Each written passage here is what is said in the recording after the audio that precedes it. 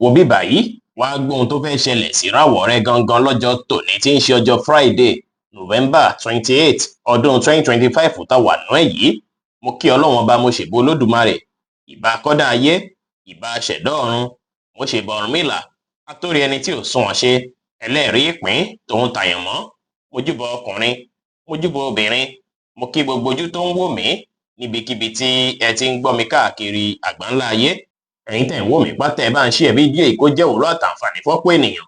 Ojú tẹ́ fi ń wò mí ò ní fọ́, bẹ́ẹ̀ ọwọ́ tẹ́ fi ń bá mi share rẹ̀ ẹ̀ ní fi gbọ́mọ sí, ẹ̀ sì ní fi gba lẹ́tà ìbànújẹ́ láṣẹ Ìdùmarè.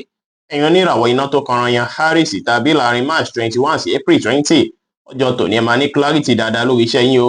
Àwọn nǹkan tó yẹ kó ran iṣẹ́ yín lọ́wọ́ tó dàbí ìgbà pó pamọ́ tẹ́lẹ̀tẹ́lẹ̀ àwọn sí yín dáadáa tó sì jẹ́ pé ìyẹn máa ràn yín lọ́wọ́ dáadáa láàyè iṣẹ́ lọ́jọ́ tòní. Èní jọjọ́ tó dára púpọ̀ fẹ́yìn tẹ́ ń lò ràwọ̀ yìí láti fi wá ìmọ̀. Gbogbo ìmọ̀ tẹ́ bá ní lọ́jọ́ tòní àwọn iṣẹ́ yín lọ́wọ́ lọ́jọ́ iwájú. Bẹ́ẹ̀ sì nínú yín máa dùn ní ìgbẹ̀yìn lọ́jọ́ tòní pé ẹ wá ìmọ̀. Lọ́jọ́ tòní ẹ ṣe dáadáa sáwọn èèyàn, kí ẹ bá àwọn èèyàn sọ̀rọ̀ pẹ̀lú ìfẹ́. Ẹ ní ìgboyà lọ́jọ́ tòní, kẹ́ fi ìgboyà ṣohunkóhun. Brown jẹ́ kọ́lọ̀ tó dára jù fún yín láti wọ̀ láṣọ lónìí. Aago 11 kọjá 30 ìṣẹ́jú ní àárọ̀ sí aago 12 kọjá 30 ìṣẹ́jú lọ́sàn-án jẹ́ àkókò èyí tó dára jù fún yín tí ń ṣe lucky hour fún yín lénìí. Ẹ̀yin oníràwọ̀ erùpẹ̀ alámọ̀ Taurus tàbí láàrin April 21 sí May 20, ọjọ́ tòní àwọn èèyàn máa dá yín mọ̀ sí dáadáa láàyè iṣẹ́ o. Kódà àwọn kọ̀líìgì yín láàyè iṣẹ́ máa ràn yín lọ́wọ́ dáadáa lọ́jọ́ tòní, wá dúró tì yín. Ọjọ́ tòní gbogbo iṣẹ́ tẹ́ bá ṣe gbogbo èèyàn pátá ló máa nífẹ̀ẹ́ sí, tó sì ṣeé ṣe kí ìfẹ́ bí kíre owó wọlé fún yín. Pàápàá yín tẹ́ ń ṣiṣẹ́ àdáni lọ́jọ́ tòní ẹ rí dájú pé ṣàwọn nǹkan tá mú kí inú yín dùn káyọ̀ yín kún.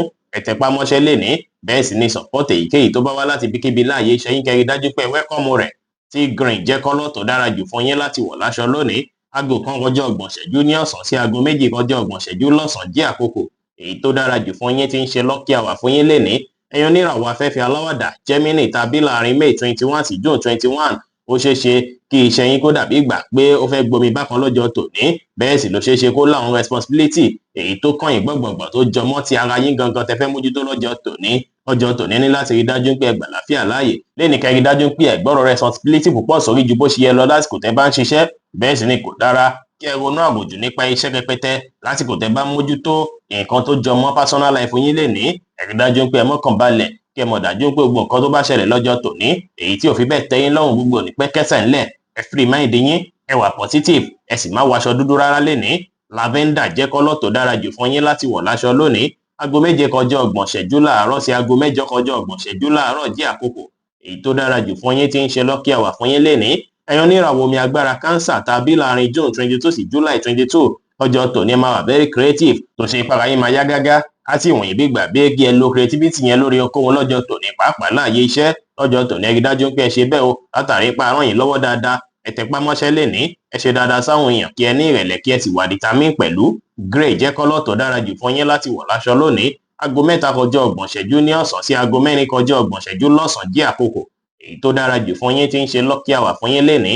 Ẹ̀yin oníràwọ̀ iná tó gbóná riri Leo tàbí láàrin July 23 sí August 22, ọjọ́ tòní ara yín máa yá gágá púpọ̀. A ṣe yín bí ìgbà pé kí ẹ wá ìkópadà ọ̀tún fún gbèsè ayé yín, pàápàá láàyè iṣẹ́ yín. Gẹ́gẹ́ bí ẹ ti ṣe jẹ́rúfẹ́ ìràwọ̀ tó ṣe é pé ẹ wà very creative látilẹ̀ tẹ́lẹ̀, ẹ lo creativity yín yẹn lọ́jọ́ tòní dáadáa. Kódà àwọn tó jẹ́ olólùfẹ́ yín ó ṣeé ṣe kí wọ́n support yín dáadáa lọ́jọ́ tòní.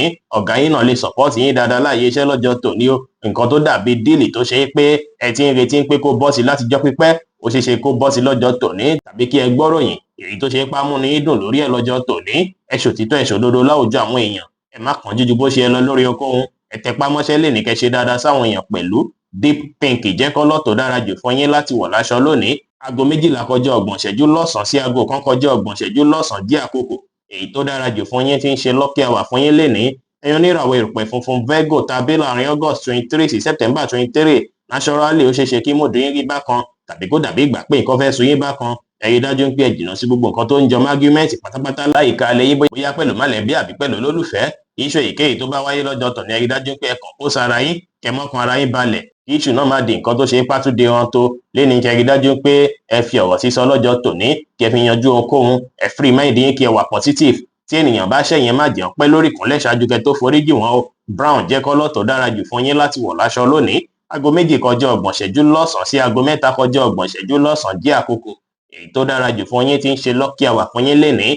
Ẹ̀yin oníràwọ̀ afẹ́fẹ́ má rí mi fín Libra tàbí láàrin September 24 sí October 23, ọjọ́ tòní jọ́jọ́ tó ṣe é pé ẹ ní láti rí dájú pé ẹ polówó ọjà yín dáadáa, ẹ fẹnu polówó ọjà yín dáadáa. Tẹ́ bá fẹnu polówó dáadáa, tẹ́ fẹnu ṣàlàyé iṣẹ́ tẹ́ ń ṣe fáwọn ènìyàn, ó ṣeé ṣe kí yẹn bí opportunity fún yín, kò ní fi bẹ́ẹ̀ sí stress púpọ̀ ju bó ṣe yẹ lọ láàyè iṣẹ́ lọ́jọ́ tòní. Ẹ rí dájú pé ẹ introduce irúfẹ́ iṣẹ́ tẹ́ ń ṣe sí ènìyàn kan lọ́jọ́ tòní, látàrí pé tẹ́ bá ṣe eléyìí ó ṣeé ṣe kó ràn yín lọ́wọ́. Ẹ tẹpá mọ́ṣẹ́ lénìí kí ẹ wà ní ìdùnnú, bẹ́ẹ̀ sì ni kí ẹ fọgbọ́n àtòyé tó lọ́ fún yín ṣe ohunkóhun lénìí pẹ̀lú. Light brown jẹ́ kọ́lọ̀ tó dára jù fún yín láti wọ̀ láṣọ lónìí. Aago 1 kọjá 30 ìṣẹ́jú ní ọ̀sán sí aago 2 kọjá 30 ìṣẹ́jú lọ́sàn-án jẹ́ àkókò èyí tó dára jù fún yín tí ń ṣe lucky hour fún yín lénìí. Ẹ̀yin oníràwọ̀ omi tútù Scorpio tàbí láàrin October 24 sí November 22, ọjọ́ oríire lọ́jọ́ tòní jẹ́ fún yín. Ẹ lọ opportunity àkókò yìí láti fi gbájúmọ́ṣẹ́ dáadáa. Ẹ rí dájú pé gbogbo kan kí kan tẹ́ bá wà lọ́rùn yín láti mójútó, ẹ rí dájú pé ẹ mójútó wọn dáadáa láàyè iṣẹ́. Gbogbo iṣẹ́ kíṣẹ́ tẹ́ bá ti pàtì, ẹ ṣe wọ́n láṣeyọrí lọ́jọ́ tòní. Ire wà fún yín lọ́jọ́ tòní, bẹ́ẹ̀ sì ni ó ṣeé ṣe kí ẹ láǹfààní àti rí owó, kí ẹ láǹfààní àti rí ṣe dáadáa láàyè iṣẹ́ láláì wulẹ̀ làkàkà rẹpẹtẹ ju bó ṣe yẹ lọ. Ẹ ṣe dáadáa sáwọn èèyàn, ẹ bá àwọn èèyàn ṣe pẹ̀lú àwàdà àti ẹ̀rín lénìí kí ẹ sì wà active. Green jẹ́ kọ́lọ̀ tó dára jù fún yín láti wọ̀ láṣọ lónìí. Aago 6 kọjá 30 ìṣẹ́jú ní ìrọ̀lẹ́ sí aago 7 kọjá 30 ìṣẹ́jú ní àṣálẹ́ jẹ́ àkókò èyí tó dára jù fún yín tí ń ṣe lucky hour fún yín lénìí. Ẹ̀yin oníràwọ̀ inú àtùpà Sagittarius tàbí láàrin November 23 sí December 22, ó ṣeé ṣe kí ọkàn yín pòrúurú bákan. Ọ̀rọ̀ iṣẹ́ tàbọ̀rọ̀ mọ̀lẹ́bí lè wà lọ́kàn yín rẹpẹtẹ. Ó ṣeé ṣe kó nira díẹ̀ fọ́ta yín láti gbájúmọ́ àwọn nǹkan tó ṣe kókó fún yín láti ṣe lọ́jọ́ tòní, pàápàá láàyè iṣẹ́. Ó ṣeé ṣe kára máa kan yín bákan bákan lọ́jọ́ tòní. Lẹ́yìn ẹni láti rí dájú pé ẹ mọ́kàn balẹ̀, ẹ dà ìbátà tẹ́ńṣọ̀ yín tí gbogbo nǹkan kí nǹkan tó bá máa mú kí inú yín dùn káyọ̀ yín kún pátápátá. Ẹ fọ́ọ̀sì ara yín láti ṣe àwọn nǹkan tó ṣe ń pé á mú kí inú yín dùn káyọ̀ yín kún. Bóyá bí kẹ́ máa play orin lásìkò tẹ́ bá ń ṣiṣẹ́, ẹ ṣàṣẹ àwọn nǹkan tá mú kí inú yín dùn káyọ̀ yín kún. Kò ní pẹ́ kò ní jìnnà tí ọkàn yín máa tún fi balẹ̀ pẹ̀sẹ̀, tẹ́ máa rí ìdùnnú náà. Ẹ ní ìrètí pé gbogbo nǹkan máa dá. Ẹ free mind yín, ẹ má ṣe ohun tó lágbára jẹ̀mí yín lọ. Ẹ wà positive lọ́jọ́ tòní. White jẹ́ kọ́lọ̀ tó dára jù fún yín láti wọ̀ láṣọ lónìí. Aago 5 kọjá 30 ìṣẹ́jú ní ìrọ̀lẹ́ sí aago 6 kọjá 30 ìṣẹ́jú ní ìrọ̀lẹ́ jẹ́ àkókò èyí tó dára jù fún yín tí ń ṣe lucky hour fún yín lénìí. Ẹ̀yin oníràwọ̀ erùpẹ̀ ilé eruku Capricorn tàbí láàrin December 23 sí January 19, ọjọ́ tòní inú yín máa dùn láti inú wá, tó sì jẹ́ pé àwọn idea máa wáyé sí yín lọ́kàn rẹpẹtẹ. Tó ṣe pé àwọn idea tó bá wá sí yín lọ́pọlọ yìí, tẹ́ bá lò láàyè iṣẹ́, ó ṣeé ṣe kí wọ́n reward yín tàbí kí wọ́n gbóríyìn fún yín fáwọn idea náà. Lọ́jọ́ tòní ìfọ̀rọ̀wérọ̀ máa já gere dáadáa láàrin ẹ̀yin àtàwọn ènìyàn, tó sì ṣeé ṣe kó ràn yín lọ́wọ́. Ẹ múra dáadáa lénìí kí ẹ dùn rí lójú. Ẹ ṣe dáadáa sáwọn èèyàn kí ẹ bá àwọn èèyàn ṣe pẹ̀lú ìfẹ́, kí ẹ sì ní ìrẹ̀lẹ̀ lénìí dára. Lime green jẹ́ kọ́lọ̀ tó dára jù fún yín láti wọ̀ láṣọ lónìí. Aago 4 kọjá 30 ìṣẹ́jú ní ìrọ̀lẹ́ sí aago 5 kọjá 30 ìṣẹ́jú ní ìrọ̀lẹ́ jẹ́ àkókò èyí tó dára jù fún yín tí ń ṣe lucky hour fún yín lénìí. Ẹ̀yin oníràwọ̀ afẹ́fẹ́ oníbínú Aquarius tàbí láàrin January 20 sí February 19, ó ṣeé ṣe kí ẹ rí ìpòpadà ọ̀tun kan nínú ìgbésí ayé yín, pàápàá láàyè iṣẹ́ yín lọ́jọ́ tòní. Tó ṣe é pé naturally ó ṣeé ṣe kí ẹ wà lucky, ṣùgbọ́n ẹ rí dájú pé ẹ gbájúmọ́ṣẹ́ dáadáa lọ́jọ́ tòní. Tẹ́ bá sì nílò support àwọn tó rọ̀gbà yín ká láàyè iṣẹ́, ẹ béèrè lásìkò yìí, kò sí wàhálà. Gbogbo akitiyan tẹ́ bá ṣe láàyè iṣẹ́, gbogbo ìtẹpá mọ́ṣẹ́ tẹ́ bá ṣe lọ́jọ́ tòní, á jẹ́ tó ṣe é pé á bíire fún yín o. Lénìí ẹ rí dájú pé ẹ ní ìrẹ̀lẹ̀, ẹ ṣe dáadáa sáwọn ènìyàn. Àwọn plan yín kí ẹ pamọ́ láṣìírí kí ó lè rí bí ẹ ti ṣe ń fẹ́. Brown jẹ́ kọ́lọ̀ tó dára jù fún yín láti wọ̀ láṣọ lónìí.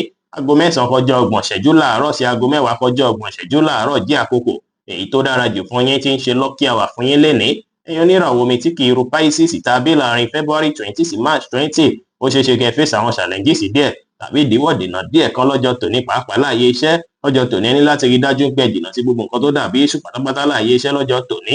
Ó ṣeé ṣe kó rí yín máa gbóná bákan bákan, kó ṣe yín bí ìgbà pé kó rí yín tutù, kó rí yín wálé.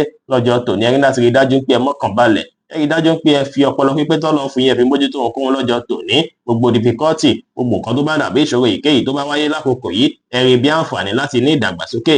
Ẹ má fi inú tọ́yàn rárá, ẹ má gbára léèyàn rárá. Ẹ wá solution sáwọn nǹkan tó ń ṣẹlẹ̀ lákòókò yìí. Ẹ mọ́kàn balẹ̀, kẹ́ ṣe nǹkan yín létòlétò, kẹ́ sì fọpọlọ pípé mójútó ohunkóhun bá a ṣe sọ tẹ́lẹ̀ ṣáájú.